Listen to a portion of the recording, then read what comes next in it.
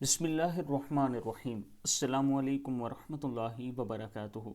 رمضان المبارک میں پڑھنے والے کے 1,00,000 گناہ، والدین کے 24,000 گناہ معاف ہوں گے۔ یعنی رمضان المبارک میں حضرت عبداللہ بن عباس رضی اللہ تعالیٰ عنہ فرماتے ہیں کہ جو شخص جمعہ کی نماز کے بعد اپنی جگہ سے اٹھنے سے پہلے 100 مرتبہ سبحان اللہ وبحمدہ سبحان اللہ العظیم وبحمدہ استغفر اللہ پڑھتا ہے تو خود اس کے 1,00,000 گناہ معاف ہو جائیں گے اور اس کے والدین کے 24,000 گناہ معاف ہو جائیں گے۔ کتاب کا حوالہ یہ نیچے موجود ہے۔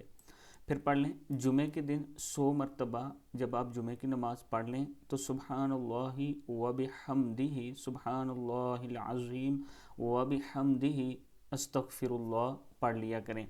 اس سے آپ کے بھی گناہ معاف ہوں گے اور آپ کے والدین کے بھی ہوں گے۔